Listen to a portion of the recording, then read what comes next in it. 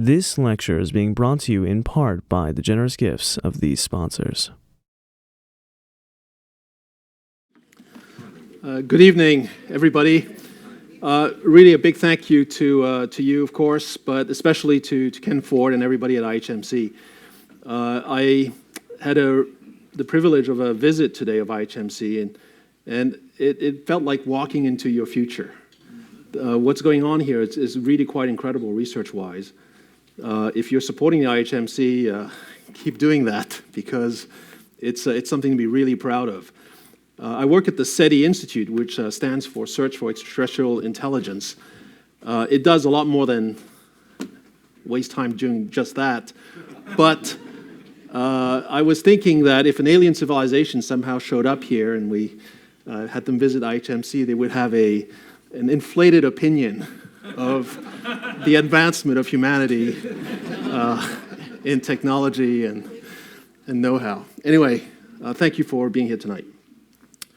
So I have more material that I'm going to be able to talk about, but let's run through this. We're going to talk about the moon and the fact that we're going back to the moon. I'll share with you what the sort of official plan is, but at the same time also give you my humble opinion about how it could be improved. And same thing with Mars. Mars is an entire world. The surface of Mars is equal to all the continents of the Earth put together. If you got rid of the oceans and you wrapped all the continents into a smaller ball, you would get something the size of Mars, which is just telling you that there's a lot of real estate and we won't have time to cover every part of it, but hopefully this will get you going. So let's start with the moon. This is a map of the near side of the moon on the left. So that's the side that you always see from the Earth. In fact, the only side that you can see from the Earth. And on the right, I'm showing you the far side of the moon. I'm not sure why it's flickering, but we'll try to... Okay, good. And this is the side that we never see from the Earth. And as you can tell, there have been fewer missions to explore that part. Okay, so anyway, what is all the dots in blue and the letters in blue are American missions. The Apollo ones, of course, were the human landings. The smaller character ones are robotic spacecraft. In red, you have the Russian robotic missions. No Russian, in fact, only Americans have been to the moon in person. And then in yellow, you have 3 Chinese missions on the near side and 2 on the far side now. The very first one, Chang'e 1, crashed. Then Chang'e 3, on the upper left, rolled out a rover, which worked well. Then they did the same thing on the far side of the moon. They landed there, Chang'e 4, rolled out a rover, which worked well. Then China did a sample return mission with Chang'e 5 from the near side, a robotic sample return, and then just achieved the feat of returning robotically a sample from the far side of the moon in the area of the South Polacan Basin, which we'll talk about again later. Anyway, the moon is still being explored, and lots of private efforts are now going on. I've indicated for you up there near the North Pole something called Hakuta RM2 that's on its way to the moon as we speak. And also on the near side, but on the far right end of it, you can see Blue Ghost M1. That is also a mission that right now as we speak is on its way to the moon. It should get there in a few days and land in Mare Crisium. The Soviet Union is responsible for most of the red missions here that you see. Russia tried to sort of build on that heritage with Luna 25, and I guess pretending that it was also Russia behind all of the others. And Luna 25 actually crashed. So this is where we stand right now with Russian missions. So the Apollo program, of course, was an incredible... was just an incredible undertaking, and what an achievement. Here you have all 9 missions that made it to the moon. Apollo 8, 10, and 13 did not land. Apollo 8 and 10 were essentially rehearsals. Apollo 13 had its problem. It was planning to land, but it could not. But otherwise, we've had 3 landings with just humans and no rovers, Apollo 11, 12, and 14. And we had 3 final landings, which were spectacular and involved not just astronauts, but also a rover that they could drive around. And there's a lot more to be said about these missions. Ultimately, by the time everybody left, there was, however, no infrastructure left on the moon. And this is what we describe as sortie missions. A sortie mission is when you go out somewhere, you just do what you have to do quickly, and then you come back, and there's no plan for follow-up, no plan to set up a base. It's very expedient at first if you're into just doing a quick scientific sampling of the place. But in the long run, you end up with nothing to build on, and it makes your program actually quite easy to cancel because you have nothing going on, really. And so this is what happened under the Nixon administration. The Apollo program was perceived as having achieved what it needed to do, which was to beat the Soviet Union to the moon, and that from then on, the United States was just taking more chances by having more missions going to the moon. It was cheaper and safer to just pull the plug.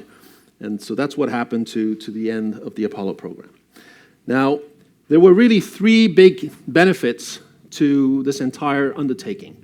Number one, the United States beat the Soviet Union and therefore was able to show that our way of life could actually achieve incredible things such as walking on the moon. And in that sense, the Apollo program really met its primary objective, which was to really show the world that we actually had a better way of life. It should be remembered that the Soviet Union actually had been ahead in the sense of achieving a lot of firsts. They had the first satellite in space, Sputnik, the first living being in space, the dog Laika, the first human being in space, Yuri Gagarin, the first woman in space, Valentina Tereshkova, the first spacewalk, Alexei Leonov, the first rendezvous in space.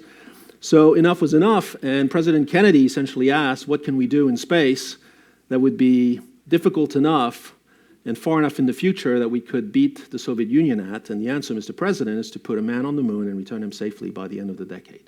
And so that is where this came from. Science is the second big benefit of the Apollo program, but we did not go to the moon for science. It's just that since we were going, let's do science, because otherwise you're not going to open a bank branch or law firm. You collect rocks. So that's why science was very well served, but it wasn't the reason why we went. But the third benefit really from the Apollo program is shown on this plot. This is tracking last century the number of graduate degrees awarded in U.S. universities versus the years. And we're tracking 4 fields: engineering, physics, earth and atmospheric sciences, math, and computer sciences. You can see that all 4 curves are going up exponentially towards the right. That's due to population growth in the US. But notice that during the Apollo program, there was actually a spike, a doubling of the number of graduates in these fields. And that's because Apollo was such an exciting time for Americans to go into not just college, but to go into STEM fields. And this is ultimately really why we even have such a leadership at this point in technology in the world. It's largely because of this Apollo generation. Jeff Bezos, everybody who grew up, under the aura of the Apollo program, ended up really being inspired by it in one way or another. And this is, in the end, really the big benefit for us economically. So I wish this was more understood, because right now we are, for example, poo-pooing what China's doing. They're doing a lot of things that we've done before in space. But what we're missing is that they are actually enthralling an entire generation of young people in China to go into scientific fields. China's graduating over 1 million engineers per year. Let me repeat that. China's graduating over 1 million engineers per year. And of course, their space program is used to stimulate a lot of excitement in STEM fields. So this is why going to Mars, to me, is one of those things that could do this. It could refresh our STEM force. You use the Air Force to protect yourself from air attacks. You use the Navy for maritime attacks. STEM force is what you use to shield yourself from economic attacks and tech attacks. Anyway, we brought back magnificent science. This is one of my favorite pictures. It's just some dude, Apollo 16's Charlie Duke, touching rocks and boulders on the moon with his little sample bag, Hasselblad camera, notes on his cuffs, use hammer, chip rock. And this is a summary of all the samples that have been brought back. The table on the left shows you in blue the American samples, in red the Russian ones, robotic missions only for Russia, and then lately the 2 Chinese missions, Chang'e 5 and 6. And you can look at the total mass that was achieved. The United States has returned in total 382 kilos of lunar samples. The Soviet Union, 3 orders of magnitude less, 300 grams or so. And China has already returned by just its 2 missions 10 times more than Russia has brought back with its several missions, with its 3 missions.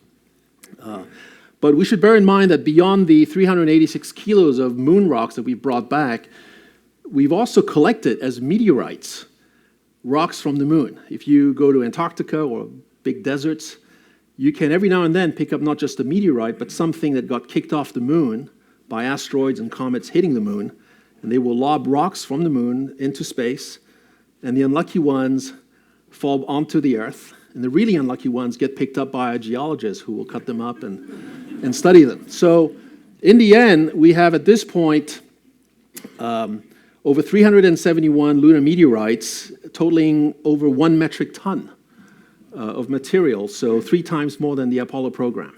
Okay. Brought back. So what have we learned? Well, one of the big things that we've solved pretty much at this point is the origin of the Earth-Moon system.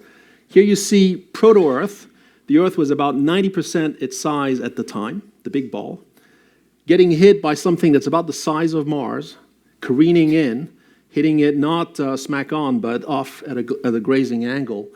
And you're going to see what happened in this event. The Earth ended up melting completely, and so did the Moon. In fact, the Moon was partly absorbed by the Earth, and part of it was just flung into orbit around the Moon, around the Earth, and eventually it coalesced into something that we call the Moon today.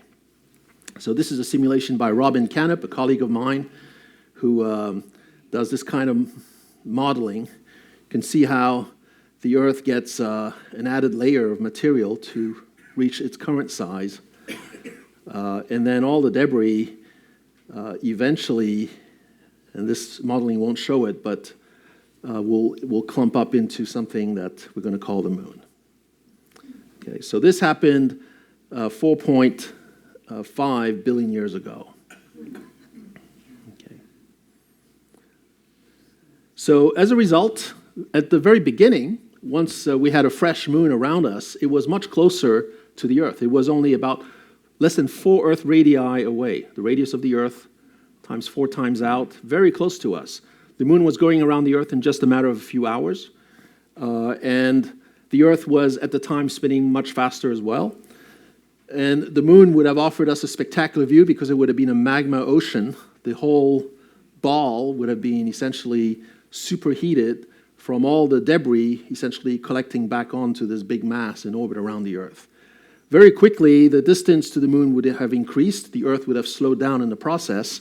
It's sort of like the skater who, spreads her arms out and eventually spins less fast that way. So if you consider the Earth-Moon as a skater system, the more you sort of extend yourself out, the less fast you spin, while maintaining, of course, the same angular momentum. So conservation of angular momentum dictates that in this process, the moon migrates outwards and the Earth slows down. You can see where the moon is today. It's at about 60 Earth radii away from us. It's still moving away at roughly 1.5 inches per year. So that's the rate at which your fingernails grow, approximately. That's the rule of thumb. And beyond that, the moon will continue migrating outwards. And 4 billion years from now, you would still recognize it, although it might have more craters than it does today. So how do we get to the present? This is the moon on the left there as it looks to you maybe tonight. And you can see that there are really 2 types of terrains on the moon, light-colored, dark-colored. The light-colored are part of that ancient crust that once surrounded all of the moon, that essentially congealed from that magma ocean that resulted from the formation of the moon.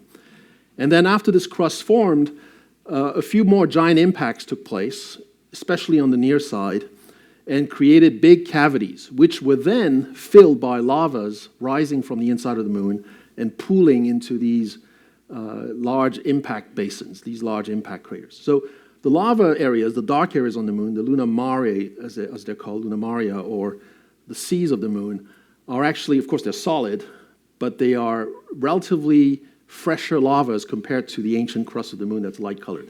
The far side of the moon is still pretty much entirely crust, whereas the near side of the moon has this split between ancient crust, the lunar highlands, and the volcanic lavas. But that's not to say that the moon is a simple place. This is a composite in the near-infrared taken by the Galileo spacecraft on its way to Jupiter. It flew by the Earth-Moon system to pick up speed. And you can see how much diversity there still is in lunar terrains here. What's shown, for example, in dark blue on the right is Mare Tranquillitatis, where the Apollo 11 astronauts landed. When they brought back their samples, everybody was very surprised that the samples were so titanium-rich. And that's reflected by this blue color. As it turns out, it's an exception on the moon. It was not representative of most of the moon rocks. And we're still trying to figure out why the lavas in Mare Tranquillitatis are that titanium-rich. But moving forward, one of the most important recent discoveries, of course, is the fact that the poles of the moon have water, and presumably in the form of ice in the ground. So these fuzzy patches of blue that you see represent essentially the amount of water that you have in the soil of the moon. And the color scale is at the bottom. What you really want to look for is those few areas that are purplish. So for example, there's one here on the far right, okay, that has some blue and then some purple concentration in the middle.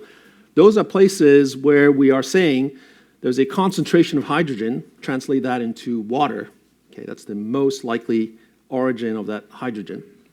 And when it gets to purple, you've achieved a concentration of about 0.5 weight percent, meaning that if you grab a ton of soil, a metric ton of soil, you can get 5 kilos of water, or 5 liters of water out of that. Okay. So metric ton is, a lot of material. And so even at its most concentrated, the amount of hydrogen and therefore of water in the lunar soil is very small. The other thing to note here is this little speckling that's a bit lighter blue in color. Those are actually closed circles or contour lines isolating areas on the moon near the poles that are permanently shadowed. Because you're at the poles of the moon, sunlight is grazing, and sunlight in the polar regions does not enter some of the deeper craters, for example. So Crater Shoemaker, Crater Haworth have big black areas here because they're in permanent shadow. But there are lots of smaller patches of permanent shadow that are shown by these little, this little speckling that you see. And what's really interesting is that, of course, you would expect the permanently shadowed areas, which are the coldest. Temperatures inside these shadowed areas are of order 50 Kelvin, so that's the temperature of the surface of Pluto, okay, since you never see the sunlight there. These are places where logically you would expect to find ice trapped. But there are places that are in sunlight that are not permanently shadowed, like this patch here, which somehow seems to have a concentration of hydrogen, even though it is not a permanently shadowed region. So we still don't really understand what's going on here with the distribution of water in the polar regions. Some of it makes sense intuitively, but other areas are really places that we really should explore to figure out what's going on. So then comes Artemis. This is what we're up to now. And Artemis is, in some ways, an epic program where we're deciding to go to the moon, go back to the moon, go to the poles, in search for water ice to assess how much there is of water ice. And we're going to do this with not just humans, but rovers, larger rovers as well, a new landing system. In fact, 2 are being contracted. It's our big return to the moon. So there's a space cadet side of myself that is loving this because I just love NASA, and NASA can do no wrong. But at the same time, there's a space professional in me that is not overly happy with the strategy that we are using at this point for this, and let me explain why. So first of all, we're not landing with anything that's lean or mean on the moon. We're landing with 2 relatively large contraptions, especially the SpaceX Starship, which is a bit of a complete overkill for what we actually want to do on the moon in the short term. The door to access the surface of the moon once you've landed in this thing is up here. So you need a window cleaner's platform to lower yourself onto the surface. And that is if the rocket is not tilted. If the rocket is tilted, then you might be in an abort scenario where you sort of have to leave, etc. But my comments are not even going to be about how you get to the moon and come back, which has its own set of issues, and part of them are sort of historical, they're inherited problems. I'm just going to point out the fact that as much as we are in a gold rush, with the gold being water, towards the south pole of the moon right now, we really don't know if this water at the moon's south pole will ever be economically viable to extract. It's a big gamble. It's a big gamble. And so, I mentioned this earlier, the maximum amount, for example, this place, where we actually impacted the spacecraft to stir up the regolith, the soil, and expose some of the ice that this area contained, this is one of the highest concentration areas for hydrogen and therefore water at the south pole, near the south pole of the moon. And it contains only 0.5 weight%. So once again, if you have 1 metric ton of soil, that's 5 kilos of liquid water, 5 liters. That's not a lot. If you want to fill a rocket, let's say a Starship rocket, with 100 metric tons of hydrogen and oxygen, which you get from 100 metric tons of water, okay, you need to basically dig up 3.6 football fields down to a depth of 1 meter. Exactly. Okay. So I think that we're really, right now, gambling with the fact that water on the moon will ever be economically viable to extract. The alternative, of course, is to fly it in from the Earth. And the way to think about this is that a single Starship landing on the moon could just bring in 125 metric tons of clean water from Earth, from Florida, literally, and land it on the moon. So now you have a water tower sitting where you want it on the moon with a tap at the bottom. I'm kidding, but it would be really the competing scenario. And of course, it would cost quite a bit. But the question then is, when will we ever have on the moon, by extracting it locally, 125 metric tons of clean water sitting where we want it on the surface of the moon? Because extracting it, just exposing the regolith, digging up these 3.5 football fields, is just exposing the ice. Then it's going to sublimate. Then you have to contain this, and then you have to separate the dirt from the ice. So then you have to pipe the water all the way to where you're going to use it. Not where it's trapped at 50 degrees Kelvin in a shadowed region, but somewhere else, presumably on the moon. Nobody's saying that this is not possible to do. But the question is it going to be cheaper than flying it in from the Earth? And at this point, I think we really don't know the answer to that, just to be generous with the mining people. And so I think that we should really focus on exploring the polar regions with robotic missions, multiply them actually, do a lot more than we're doing, and focus the human missions on building a base at a place that's a lot more benign, but from where you can then fan out and explore all of the moon. So let me just get to that in a second. I'm going to show you here something that I really like. It's showing you how the shadows play as well as the moon rotates. And this is for this year. In fact, you're going to see that it starts on January 1st, 2025, and we're going to go through today, the situation of the shadowing today, and then we'll continue on for the rest of the year. And the point here is just to show that it's not even an easy place for humans to explore, even if it had plenty of water for you to sort of bend down and pick up. You're going to get trapped, potentially, in shadowed regions that are sort of swooping in and swooping out, depending on the rotation of the moon around on its axis.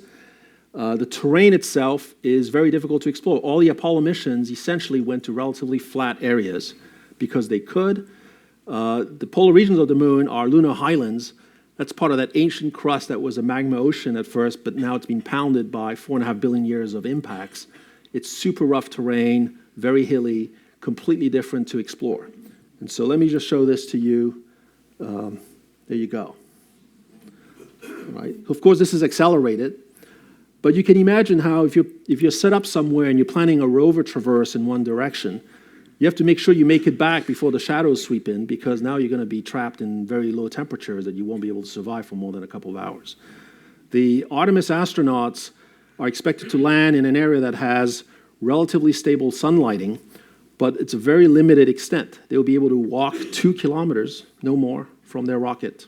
That's the plan for Artemis 3, the first return to the moon with people. And what you really want to do, especially if you're thinking of setting up a base, is to be able to roam around long distances. I mean, to explore the moon, to go to different places. It's going to be super hard to do with shadowing of this magnitude. I mean, forget about the steep slopes. You can't even see where you are, in some of these shadow configurations. Meanwhile, we are, of course, sending probes to the moon, some of them to the South Pole to check things out.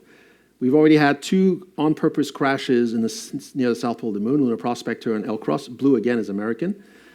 The Viper rover that NASA was building just got canceled because it was behind schedule. And of course, that's really unfortunate, both that it was behind schedule, but more importantly, that it got canceled. IM-1 landed on the moon last year, but it's the thing that ended up tilting and landing up on its side, but at least it returned some pictures. It's here. Chandrayaan-1 was an intentional moon impact probe from India, which crashed near the South Pole. IM-2 is launching next month. It's sort of a repeat of this, but hopefully landing upright with a drill on board that we actually tested in the Arctic last summer. Chang'e 7 is China's way of saying very discreetly, that's our next mission to the moon, and we're going to be landing at the southeast corner of Shackleton Crater. So, of course, everybody goes, look, what's the southeast corner of Shackleton Crater? This is the Shackleton Crater. And in fact, it's normally permanently shadowed, but there's a special camera, a US camera on a Korean orbiter that managed to image this with very little lighting that's reflected off the rim to sort of light up the bottom. But anyway, the southeast corner of Shackleton Crater is here. It's the South Pole of the moon. So China's going to launch this robotic spacecraft, and the Outer Space Treaty says if you land somewhere, nobody can disturb you, it's yours. Okay? So there you go. You can see what's at stake here, which is why we should really multiply the number of robotic probes we are sending to the moon. So I'll just say this very briefly. Extracting water from the moon might never be economically viable. Sortie missions in general, where you're not building a base, but especially to the lunar poles, are high risk for crew safety, programmatically vulnerable, like Apollo could get canceled, and scientifically short-sighted. The Artemis base should not be in the polar regions where exploration ops are extra challenging, but at a more accessible, practical off-polar site. I'm going to leap through this just to say that these opinions are essentially based on some time that I've spent at various Antarctic bases, and this is our base in the Arctic, where setting up a base is really the way to go. But it's not just the fixed infrastructure, it's the fact that you are going to attach to your base a versatile mobility system to roam around from there. So from McMurdo Base in Antarctica, you can cover the entire continent with these different types of vehicles. And up in the Arctic, we can also roam around from our base. And that's sort of what you want. You want to set up shop somewhere and then roam around. So I'll skip through this as well, just to get to the point that I'll be giving a talk next month in Ocala, Florida, at IHMC, where I'll share some thoughts about where this base should be. I don't want to reveal the site, but the title of the talk is A Moon Base at Clavius. Okay, this is the Chinese lander that is already in existence in hardware. We've seen photos of it. This is just a diagram showing you the lunar system.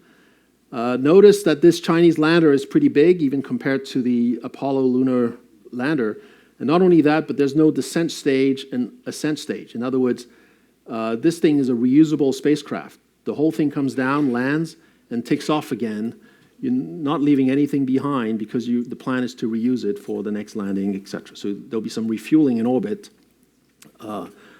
This is a whole strategy, of course, that is what you want if you are planning long-term presence on the moon. Where would they land? They've already hinted that they might go to Tycho. It's one of the most visible and prominent impact craters on the near side of the moon, at the lower left, if you look at the moon. It's 85 kilometers in diameter. It's got a central peak. The central peak is magnificent. It's like a giant mountain in the middle of the crater. Notice that there's a big boulder right there sitting near the top. Here it is. This is amazing imaging from NASA's Lunar Reconnaissance Orbiter spacecraft. The scale here is 100 meters, so this is the size of a city block sitting there near the summit of this mountain. So they wouldn't land at the summit of the mountain, I don't think, but somewhere on the floor of the crater is what they're talking about. So Mars. This is like a painting I did. I dabble in painting, so you might see a few paintings, but this is a nuclear thermal propelled spacecraft arriving at Mars with astronauts sort of living comfortably in an inflatable habitat here. That's sort of the astronaut bouncy house. And the little Mars lander is at the very tip here. This is a map showing you all the places where we've landed on Mars so far. Of course, no people has ever been to Mars. These are all robotic landings. So 17 missions have reached the surface of Mars intentionally. Of the 17, 10 were successes. And of the 10 successes, 9 were US, and 1 was China. Okay, the latest arrival is China. In their first try, just like in our first try in the US, it was a success. But China landed here in 2021 with a rover, etc. Okay. Now, the green dots are successes. The red dots are crashes. They're mostly Russian, although a few Americans as well, a few European as well, and for UK here. And then there are some yellow dots, which are sort of the so-so successes. But notice that we have yet to explore some of the most spectacular pieces of real estate on Mars, the canyons in particular, which are all here, and the giant volcanoes. So if you're planning a trip to Mars, there's good things for you and bad things. The day on Mars is 24 hours and 37 minutes. That's good. I don't know about you, but I could use 37 more minutes each day. Water, there's plenty of water on Mars. It's mostly in the form of ice in the ground at low latitudes, but there's water at the poles and in the atmosphere as well. There's regolith, meaning soil with plenty of minerals. There's gravity rather than none, and it's 38% of Earth's gravity. So, if you weigh 100 pounds on Earth, well, first of all, consider yourself lucky. But second, if you go to Mars, you would have a felt weight of 38 pounds. Okay. So you can jump on Mars 2.76 times higher than on the Earth. Whatever your high jumping record is, multiply by 2.6. Going to Mars is a good weight loss program. Okay, the bad things are listed here. So I've listed here for you from top to bottom in chronological order of cause of death, the things that will kill you on Mars if you're not adequately protected. So the very low pressure means that your blood would boil, essentially. All the gases would turn to gas, and you're dead within seconds. If that didn't kill you, then the atmosphere doesn't have any free oxygen, which is what we need. It has only CO2, which is toxic, so you're dead in minutes you're brain dead, essentially. If that didn't kill you, then the frigid temperatures will. The temperature on Mars, on average, is minus 80 degrees Fahrenheit. So you stand there on Mars, you're frozen to the bones by sundown. The dust is everywhere, fine-grained, abrasive, and toxic. That will kill you over the course of a few weeks. The fine-grainedness, in particular, will clog the pores of your lungs. It's what's known as Miner's disease or silicosis.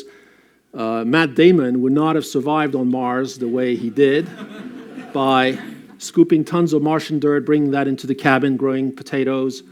First of all, the dust would have clogged the pores of his lungs. But second, the soil is toxic. It has peroxides and perchlorates, which would have contaminated the potatoes. He would have died of that as well.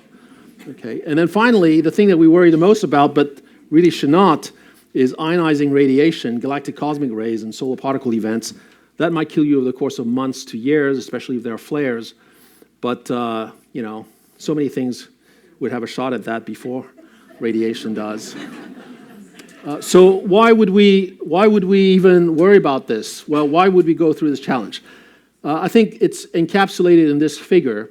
This is the family tree of life on Earth. It shows how all forms of life on Earth are genetically related. All of this uses DNA, and the farther apart you are on this tree of life, the less DNA you have in common. But nevertheless, it's remarkable that we all use DNA, all forms of life, and there's no departure from that. This is characteristic of life on Earth. For those of you who are biologists, this is not technically a DNA tree, it's the 16S ribosomic RNA tree. It's just a more stable form of your genetic material. The idea of going to Mars to search for life is really to find a first example of alien life. We want to find a form of life that does not fit onto this tree, something that would have had its origin separately from life on Earth. And so the way to distinguish that, you could do it really two ways. One is to show that genetically it doesn't use DNA or different chemicals for its genetic makeup. The other way of determining that life is alien is to show that the biochemistry is different from our biochemistry. In particular, you, me, my dog, squirrels outside, we all have proteins. All the proteins in all life on Earth is composed of combinations of just a set of 20 to 22 amino acids, okay, which is quite remarkable. There are thousands of amino acids available in nature, including some brought in by meteorites. Life on Earth ignores those. It's only interested in the same set of 20 to 22 amino acids. We don't know why those, but that's the way it is. Now, what's remarkable is that not only are we using that same set of 20 to 22 amino acids, we only use the left-handed version of those molecules because they exist in sort of mirror image form of the same in nature, and life ignores that. You feed somebody proteins made of right-handed amino acid, your body will just, not process it. So another way, therefore, of showing that life is not of the Earth is to show that somehow it uses a different set of amino acids. Okay. Well, in order to do any of this, you have to find the life alive. You cannot do genetics or biochemistry on a fossil. This is why, as much as I admire the landscape of Mars when we see it through rovers roaming around, if we're searching for signs of life on Mars, we're wasting our time, because even if we found a fossil, like, you're driving through on Mars, through a road cut, you see giant bones sticking out of the walls, you could not conclude for sure that you found alien life. And that's because Earth and Mars are not isolated.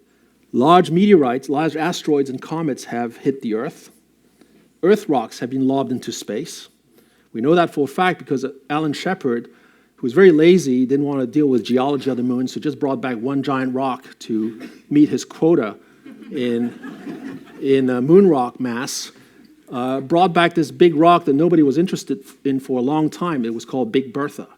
But as it turns out, Big Bertha contained a little fragment that is now known as the oldest sample of Earth in existence. It's about 4 billion years in age. And it came, of course, from the Earth, from impacts on the Earth that lobbed rocks to the moon. Okay. Anyway, therefore, life from Earth could have seeded Mars. Okay. You can have very quick transfer times. If you find a fossil on Mars, you cannot be sure that it's actually indigenous life. So you have to find it alive and show that genetically it is not of the Earth. Well, to find life that's alive today on Mars, we have to go underground because the surface is really too lethal. And so here's a map of caves. There's over 1,000 caves known on Mars. They were mapped by Cushing and others in 2014. But luckily, they're clustered in the 2 volcanic provinces of Mars. They're mostly lava tube caves. Most of them are in Tharsis, this volcanic region here on Mars. So in 2015, NASA organized something that was really historic. The first ever workshop for people, science community, engineers, but even the public, to propose landing sites for humans on Mars. To me, that marked the first time that going to Mars became real, when NASA was starting to ask you about a suggestion for a landing site. And so here were the constraints. Thou shalt not land north of 50 degrees north or south of 50 degrees south. Too cold, not good for the electronics, but also winter days are too short, not good for exploration. Thou shalt also not land at elevations above plus 2 kilometers above Martian average. So all these areas that are grayed out on this map, including Olympus Mons, the giant volcano, but also these high plateau sections, are off limits. However, anything that's colored here in bright, vivid colors is fair game. So NASA received over 50 proposals. 44 were retained as being relatively serious. I led a team at NASA Ames to propose Noctis landing. And the thinking there was that, okay, you're going to go to Mars. Your science is going to be driven by the search for life. To find fossils, you go into the canyons, you drive east. To find signs of extant life, life that's still alive, to do the genetics and the biochemistry, you drive west to go to the volcanoes. So this was, in our view, a strategic location. So here it is, a nice flat spot where you could land. Again, you drive east, you go into Valles Marineris. And as it turns out, this place is a better place to explore these canyon layers, canyon wall layers, than just going down into the canyon itself, because once you're in the canyon itself, these rock layers are just over your head, 8 kilometers worth of it, and you can't really explore these canyon layers very well. But luckily, in this area, the crater Oudemans, this is a meteorite impact crater, shook the ground so much, disturbed it so much, that there are giant sections of the canyon walls that have been laid flat. So now all these rock layers are not hanging miles over your head, but laying on the ground. So this is a picture of some of these canyon wall layers that are laid flat inside crater Oudemans. Okay. All right. But then NASA added this new constraint, which we were not aware of, but could have guessed. By the way, you need to land near where there's water. I said, well, sure. Why didn't you tell us? Okay. So we had not picked Noctis landing as a particularly water-rich site. And here are, on the other hand, places at high latitude where there's water ice poking through a cliff face here at shallow depth. So for several years after this workshop, we were really bummed because our site was not at high latitude, and it didn't show promise for yielding water. But then, one afternoon, as we were with my student browsing around the geology of this place, we noticed that there was something here that was a rock, a glacier. And that was just incredible because now we're near the equator of Mars in this part, and there was a glacier. So not exactly a glacier, the remains of a glacier, a relict glacier. Here it is. So I don't know how many of you are glaciologists, but what's blue here is the glacier. And you can see the crevasses, the radiating pattern of crevasses, the moraine bands.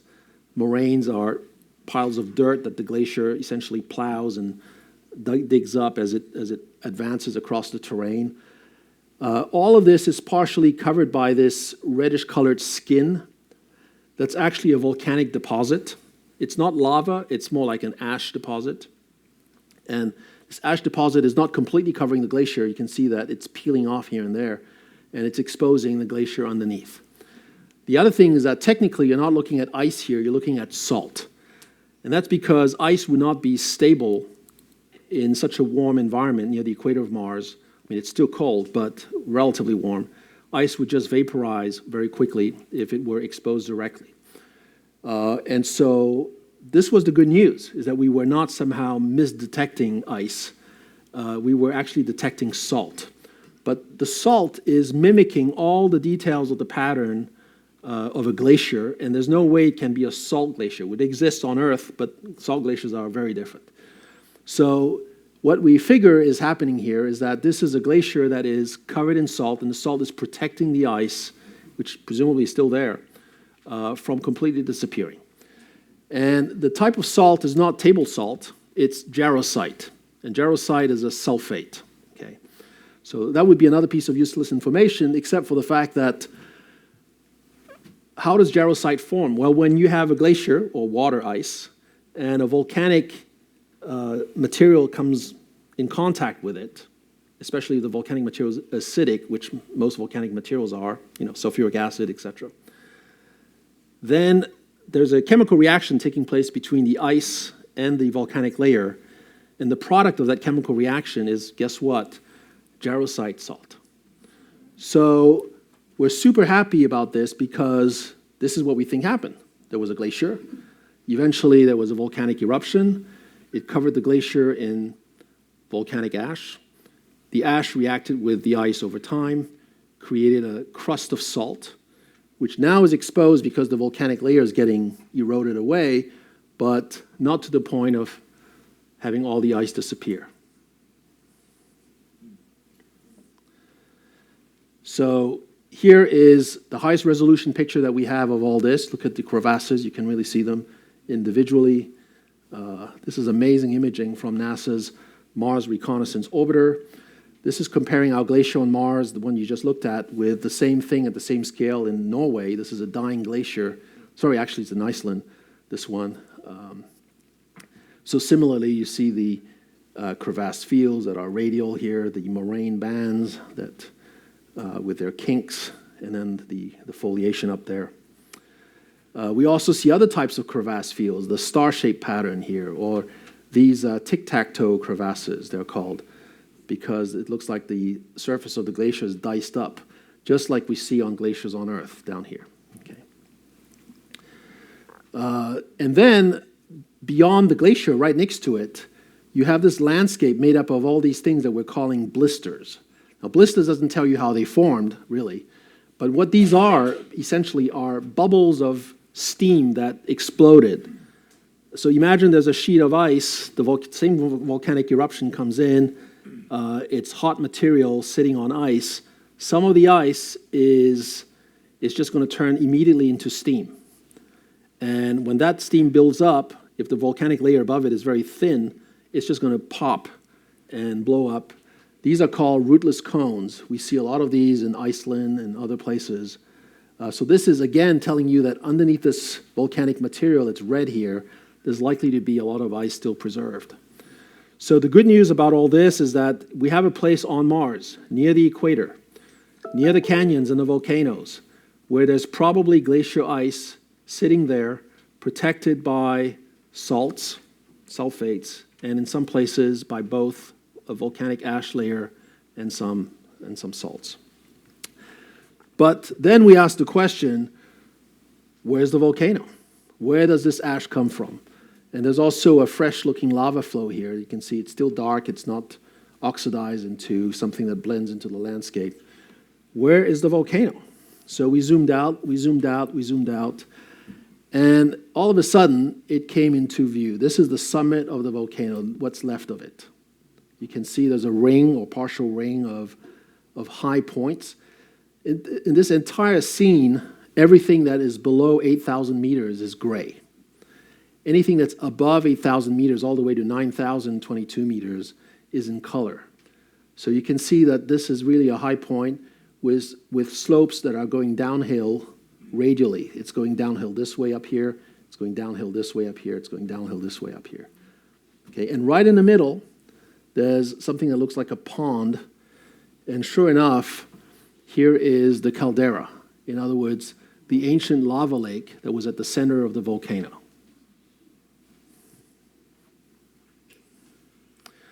So we were dealing with a giant volcano. This whole thing here is the giant volcano. These lines are just, imagine you're walking from here, A, to the other end, A prime. This is the gain and drop in elevation that you would experience. You go uphill, and then all of a sudden, you're on the volcano. That's very eroded, though, so lots of canyons around it. And then you're coming back down along the regional slope as well. This elevation difference is actually similar to what we have in Tibet, to Mount Everest, all the way back down to Nepal. Okay. So that's it. That's the overall perimeter of the volcano. If you're within this circle and on the plateau, you're going uphill towards the center of the volcano. Okay. That's what this means. And what we're seeing essentially is a volcano that has been profoundly eroded, eaten up, if you will, by erosion to the point where there's very little left of, well, there's plenty left of it, but it's hard to recognize for that reason. And that's probably why it escaped detection for 5 decades until Surab and I sort of were looking for a volcano right there because of our glacier. 450 kilometers in diameter, that's the distance from Paris to London or LA to Vegas or Pensacola to, this will be in the quiz at the end. So that's the volcano. It's a shield volcano, but it's not just lavas. We think it had a history, however, that involved a lot of ice. It's at high altitude. Lots of ice, mostly coming from the volcano itself, that essentially covered the flanks. At some point, there were fractures that allowed lava to not just rise through the middle, but off to the sides. And that's when, once it came in contact with the ice just completely disappeared. And now everything collapsed, which is why you have these circular canyons going around this volcano. I'll just leave it at that.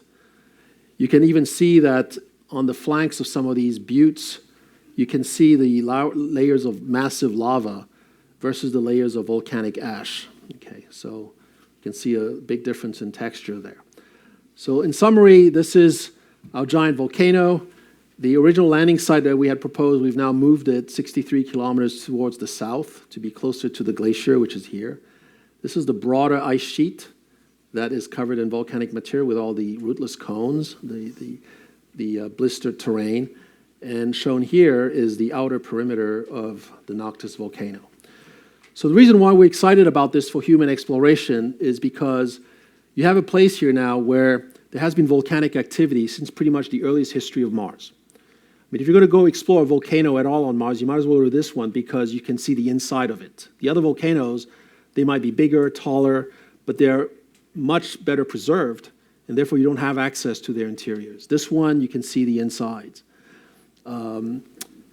So you had a volcano that has been active since the earliest times on Mars because it's so ancient and eroded, but also in recent times from the fact that we can see even a pyroclastic deposit, an ashfall, if you will, covering this glacier, which has to be relatively recent. So we figure about 10 million years or so. A source of heat, therefore, for a long period of time, plus glaciers, that's a very good place to look for signs of life, past or present. And so we're excited about this prospect. And I'll probably just leave it at this, unless, that's just I'll conclude with that. So we actually have found a landing site for robots and humans to target. This is our glacier there. That's the glacier. That's the fresh little lava flow that we talked about.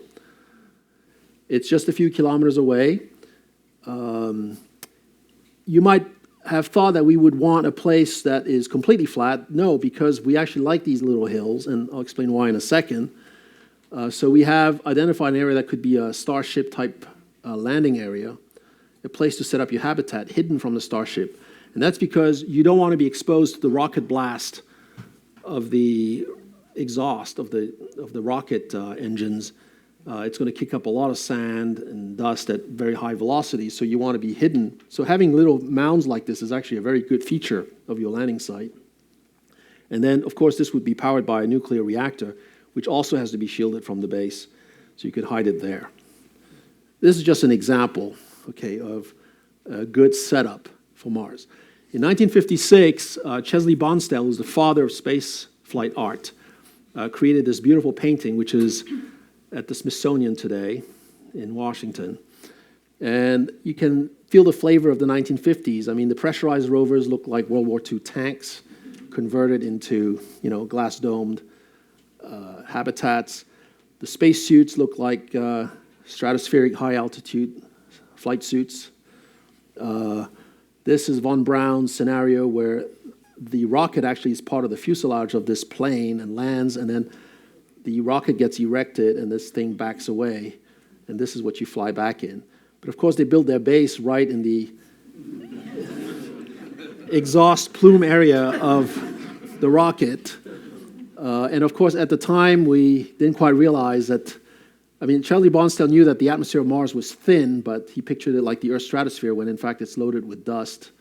So I had the hubris of doing a makeover of this thing with a pressurized rover, the way it's supposed to be designed lately, at least, new spacesuits, a Starship-style rocket, although it's not Starship necessarily.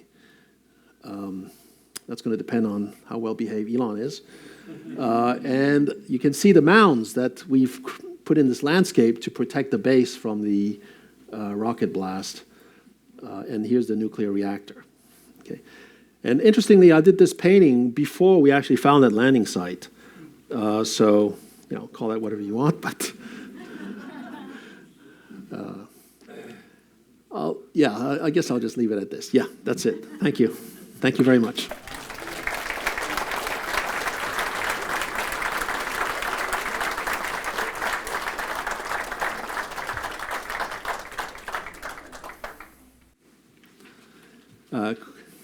Questions? Yes, over there.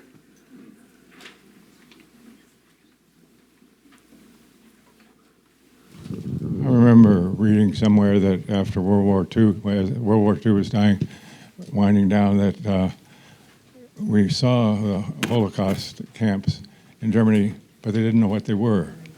They had the views of them, they had the description of them, the eyeballs on them, but they didn't know what they were looking at. It seemed like what a majestic reach you've had to go beyond, to understand what you're seeing. And the other thing is, it just seems profound. I mean, I feel like I'm looking into the future, to see where this might go in 50 years, 100 years. We're looking on down the road. And Thank you very much for that. Thank you. Well, from my experience, this is a sure sign that it won't happen as planned, that I've presented it, but thank you. I appreciate that. Yeah. And especially the comment on World War II. Yeah. Yep. Go ahead. You mentioned about life. What about intelligent life? Yeah, so intelligent life, of course, the SETI Institute works on that. I actually have my take on it as well. I have a talk on YouTube called N equals 1. It's approximately equal 1. This is a longer discussion, but essentially there is something called the Drake equation, which sounds really scary, but it's not. It gives you a way to estimate the number of advanced civilizations that might be in our galaxy. And you can plug in the numbers that you feel comfortable with and come up with all kinds of different results. But I actually went through the exercise of being very pragmatic about each term of the Drake equation not so long ago. And the number that I come up with is n about 1. So in spite of the fact that we have, 1 trillion planets in our galaxy, 1 trillion is not that big of a number. It's only 1/33 of the national debt, for one thing. But joke aside, it's not even a joke. This is actually true. But joke aside, I don't think we live in a Star Trekian or Star Warsian galaxy where, there's so many advanced civilizations that some are hanging out in bars in the middle of the galaxy. We're not that many. Now, in terms of more primitive forms of life, there could be many planets with life across the galaxy. And that is suspected just because life appeared very early in the history of the Earth. So the emergence of life itself in microbial or simple forms seems to be something that's pretty straightforward in a relative sense. It appears early as soon as conditions were right for that on Earth. So I would expect there to be plenty of planets that are teeming with all kinds of wildlife, from primitive to beasts. But something that somehow has a sophistication of creating technology to modify its environment, to create cities and societies, that is not a straightforward outcome in the evolution of life on Earth. I mean, it took 4.5 billion years or so for that to show up, and it really was a happenstance turn in the way life evolved on our planet. So the bottom line is that if you do the stats and look at this, we might be it in our galaxy. Now, the good news is there's at least several hundred billion galaxies in the known universe. So let's say that each one had about one civilization that's at our stage or beyond. Beyond would not be difficult because we've just started to become advanced, so to speak. You can define that by the fact that we can communicate, through interstellar distances. Anyway, we're in good company throughout the galaxy, throughout the universe, is my guess. But we might be really alone in our galaxy, and so the implication of that is, nobody's going to show up at our doorstep someday with the warp drive and the blueprints for that. We're profoundly alone, potentially, and yet would still be the result of a very natural process, if that's sort of the what you accept as how life emerged. So it's just that intelligent life seems to be a very rare outcome. Dinosaurs ruled the earth for several 100 million years. They never came up with something that made tools because it just wasn't necessary. It did not procure an advantage that somehow was perpetuated. So it took really a set of unusual circumstances for intelligent life, as we define it, capable of making tools, to really emerge. So therefore, the SETI search, in my view, should still focus on the galaxy because you never know, and geez, I could be wrong. But we should really listen to other galaxies as well for very powerful transmissions, from civilization that might be far in advance of it. I mean, just 1 million years of offset, can you imagine what that could do to an advancement of a civilization? On that note, let's thank our speaker. Thank you.